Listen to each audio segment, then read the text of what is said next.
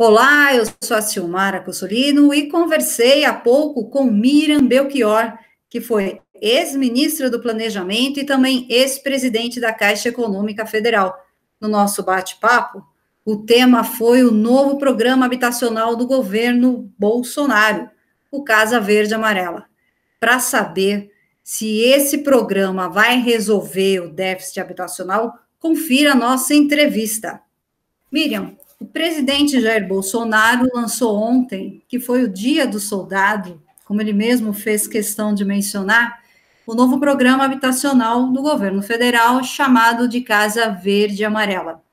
Embora o governo não tenha dado muitos detalhes, eu gostaria que você fizesse uma avaliação desse programa, considerado o substituto do Minha Casa Minha Vida. Acho que a primeira avaliação, né, que eu tenho dito em alguns lugares, né, que ele lançou uma nova modalidade de programa, né, o programa fake, né, porque o efeito do que foi lançado ontem é absolutamente insignificante, porque ele não pega o centro do problema de habitação no Brasil, que é o déficit habitacional, ou seja, as pessoas que não têm a sua própria casa, que ou vivem de aluguel, né? Tem que alugar uma casa, ocupar uma parte importante da sua renda pagando aluguel, ou moram em coabitação com outras famílias, né? Mora com os pais, mora com os irmãos, porque não é possível ter uma casa para a sua própria família. Tá, ok. E daí me conta uma coisa, quais são as diferenças, né, entre o Casa Verde Amarelo e o Minha Casa Minha Vida? Esse programa traz alguma inovação? Como é que você avalia isso? Embora não tenha dado muitos detalhes, né, como a gente sabe. É verdade. Eu acho, como eu disse, o programa é um nada, o efeito vai ser insignificante no déficit habitacional.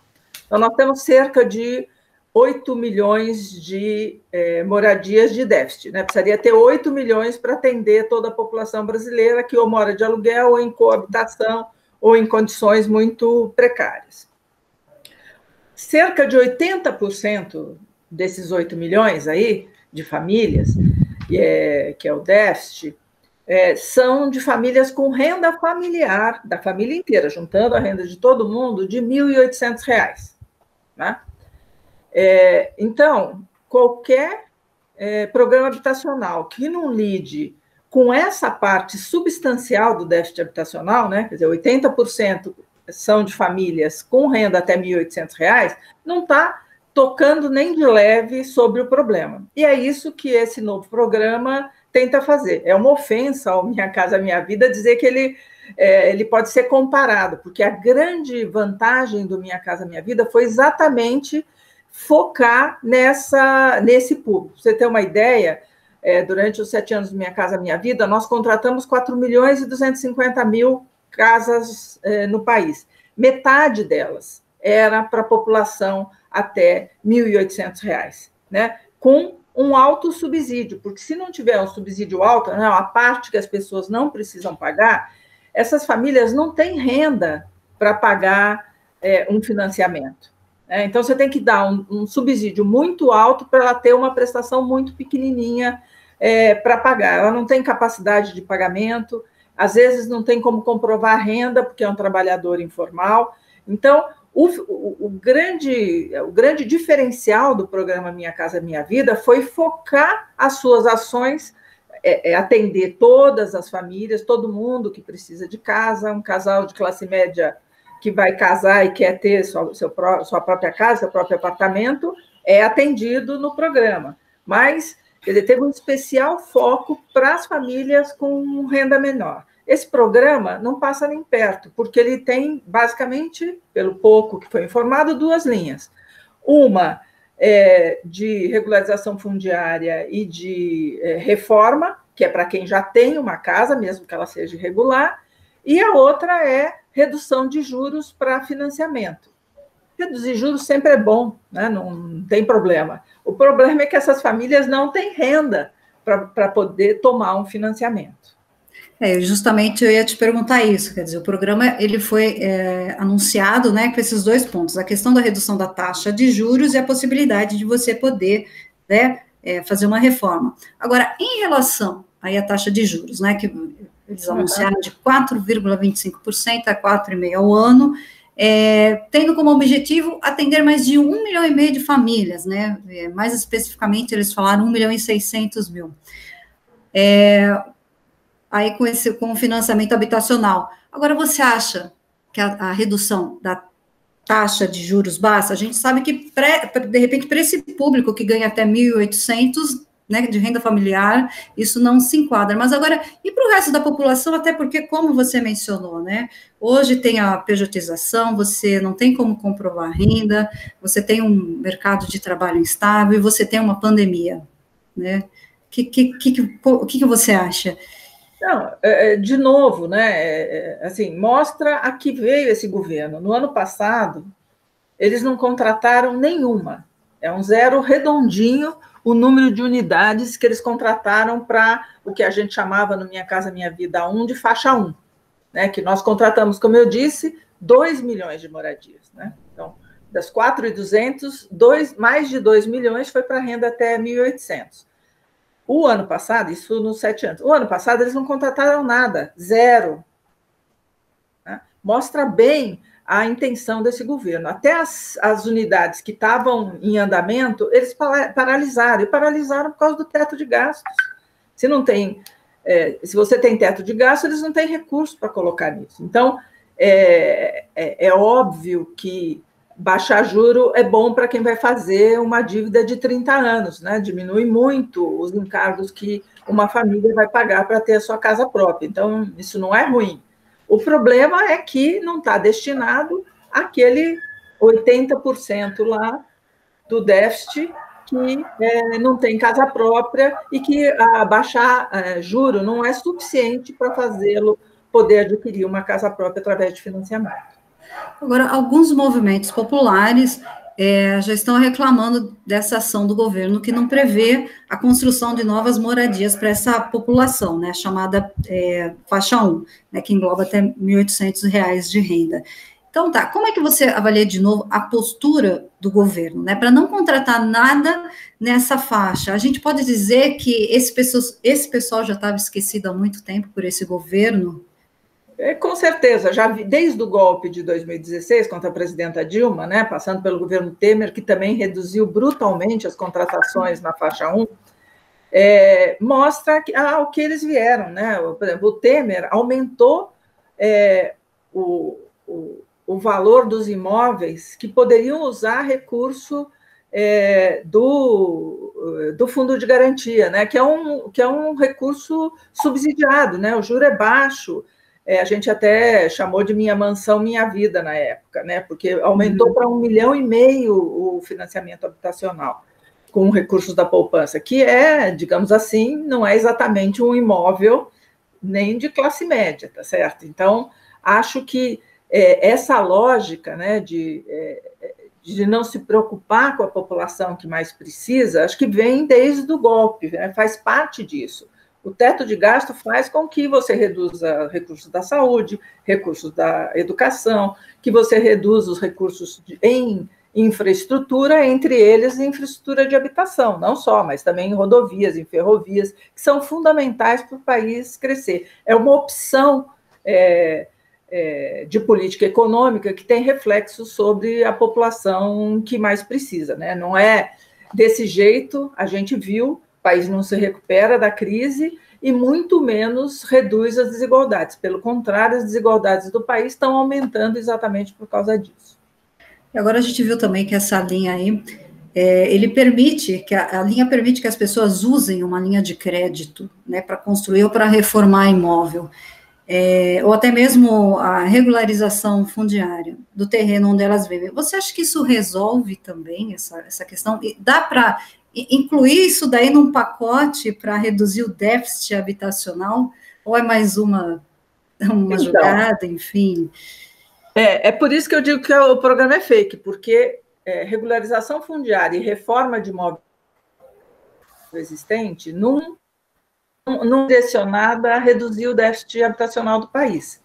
Então, Regularização fundiária é importante, tanto é importante que quando a gente fez Minha Casa Minha Vida, todo um capítulo da lei era sobre regularização fundiária, para simplificar o procedimento que era muito burocratizado. Então, isso é importante para quem tem uma casa em situação irregular, desde que não seja em área de proteção de mananciais, né, desde guardadas algumas restrições, de que as pessoas tenham a oportunidade de regularizar qualquer área de favela no país, o imóvel da pessoa não é regularizado. E aí, claro que é super importante para essas famílias receberem o título de propriedade, né? Ninguém é contra isso, pelo contrário. Mas, primeiro, isso é uma atribuição municipal, não é do governo federal. Quem vai fazer isso são os municípios, né? Segundo, a reforma de imóveis não promove, também é importante para essas famílias, mas o que eles estão propondo, 130 mil unidades, é ridículo, né, para o tamanho do Brasil, isso. E, de novo, a meta é ridícula por causa do teto de gastos, né? Não é possível fazer isso. E, além do que, essas medidas não vão gerar empregos como Minha Casa Minha Vida gerou no período dos governos do PT, tá certo? Que era, o presidente Lula lançou Minha Casa Minha Vida em 2009 com 2 objetivos: reduzir o déficit habitacional e enfrentar a crise econômica decorrente da crise financeira de 2008, né? E, com isso, você junta 2 coisas muito importantes, que é usar o recurso público para atender quem não tem acesso à casa própria e, ao mesmo tempo, gerar emprego no país, no caso, no setor da construção civil, que é um setor que contrata muita gente, né? Usa muita gente para poder fazer os imóveis. Então, esse governo não está preocupado com isso, né? Está preocupado em fazer reformas, está achando que dia 31 de dezembro muda uma chavinha e todos os efeitos da pandemia e da crise econômica vão se extinguir e voltar ao teto de gastos. Com teto de gastos não é possível fazer nenhuma dessas políticas, mas eles não estão muito preocupados com isso, né? A preocupação do Bolsonaro é 2022, se ele vai ou não ser reeleito. E você acha que, então, o governo ele desconhece a realidade do país, já que está pensando lá na frente, né, nas próximas eleições, e até porque ele está direcionando um pouco a atenção agora para o Nordeste, ele acaba deixando de lado uma outra parte, né, uma parcela da população. Então, qual a avaliação que você faz disso daí, dessa estratégia do governo, né? De um lado, ele quer atender uma parcela da população pensando já numa coisa mais eleitoral, e do outro ele deixa de lado. Eu acho o seguinte, basta ver o que é que ele vinha falando o tempo inteiro, tá certo? Como ele vinha agindo, que sem dúvida, respeitar o teto de gasto e, com isso, reduzir a possibilidade de desenvolvimento de políticas públicas para a população brasileira, né? Reduzir os recursos da saúde, quer dizer, o SUS estaria bem melhor para enfrentar a pandemia se não fosse o teto de gastos, se não houvesse acabado a política industrial desenvolvida nos governos Lula e Dilma, que tinha um dos eixos fundamentais, era a política industrial para o complexo da saúde, ou seja, desenvolver inovação no Brasil para produzir aqui no Brasil medicamentos e equipamentos, né, respiradores, por exemplo, estavam na lista da nossa política industrial. O programa foi paralisado. Tudo isso reduz a capacidade do Estado de atender a população. E é essa a lógica para eles, né? Não é nem Estado mínimo, né? É Estado nenhum, né? Estado zero, né? Ele agora está numa encruzilhada, que ele vai ter que decidir o que fazer, né? Ele não conhecia a realidade do Brasil, chama de invisíveis gente que a gente sabia há muito tempo que precisava ser atendida e que nem Temer, nem ele resolveram atender com o Bolsa Família, né? E a pandemia deixou isso absolutamente a nu, né? Até o reizinho percebeu que, ixi, Maria, quanta gente, tá certo? E agora ele está numa encruzilhada de para onde ele vai. Ele mantém o teto de gastos e não renova o auxílio emergencial. Como é que ele vai lidar? Ele quer ter popularidade, mas quer fazer teto de gastos. Como é que ele vai fazer isso? Né? Então, acho que ele está numa encruzilhada. Acho que hoje, inclusive, com a avaliação que ele fez da proposta apresentada pelo ministro da Economia, o Paulo Guedes, sobre o novo um programa que substituía o renda mínima, né? Porque o que eles querem é substituir os programas de sucesso dos governos do PT, né? Que é apagar essas nossas marcas, que é apagar a história e os resultados obtidos por nós, tá certo? Então, ele vai ter que tomar uma decisão, né? Ele nos momentos mais difíceis aí que entrou um conjunto enorme de pedidos de impeachment contra ele. Ele foi sustentado pelo mercado, porque o mercado quer a política econômica do Guedes. Mesmo a Globo, que ataca bastante o Bolsonaro pelas suas iniciativas, protege a política, defende, né, a política do Guedes e a manutenção do teto de gastos. Então, isso que o sustentou no momento mais difícil. O que vai acontecer no próximo momento se ele resolver furar o teto de gastos? O Guedes vai embora, esses setores que são favoráveis à manutenção do teto de gastos, que o seguraram no momento difícil, vão continuar mantendo esse apoio ao governo? Então, acho que tem aí como eu disse, uma encruzilhada que a gente vai precisar ver os próximos capítulos. Tá, e só mais uma pergunta, Miriam, a última, né?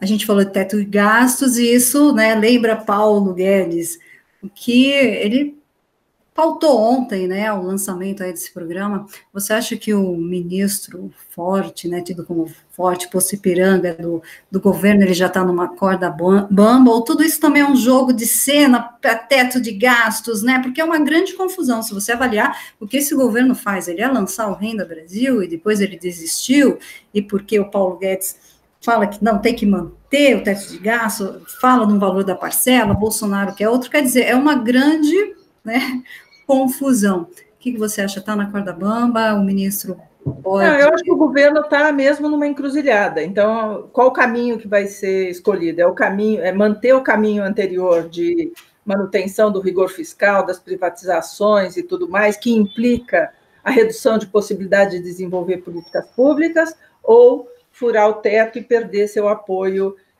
no mercado, aí perdeu o apoio completo da mídia. Eu acho que é essa encruzilhada. Eu acho que tem, aparentemente, há dentro do governo vários grupos se degladiando. Vamos ver quem é que vai vencer. Eu acho que o Paulo Guedes ainda está brigando bastante para manter o rumo do ajuste fiscal ultra rigoroso, que só vai adiar ainda mais a recuperação econômica do país. Tá ok, então, Miriam, obrigado. Você quer fazer alguma consideração, deixar algum recado? Enfim, fique à vontade. Eu acho que o importante aí nessa questão do programa de habitação, né, assim como em outras, da mesma forma, a proposta de substituto para o Bolsa Família também tem a mesma coisa, né? Dá com uma mão e tira com a outra, porque tira farmácia popular, abono salarial, tira seguro-família e tem mais uma que agora estou esquecendo, seguro-defesa. Então, salário-família e seguro-defesa. Então, é essa a conta que eles fazem, por causa do teto de gastos, né? Então, a mesma coisa, esse programa lançado, esse nada que foi lançado ontem, porque ele, de fato, sem recurso, você não consegue, de fato, atacar o principal problema, que é o déficit habitacional do país, que eles não passaram nem perto de fazer isso. Tá ok, então, Miriam, muito obrigada pela sua participação. Um grande abraço para você. Obrigada mesmo. Obrigada a você.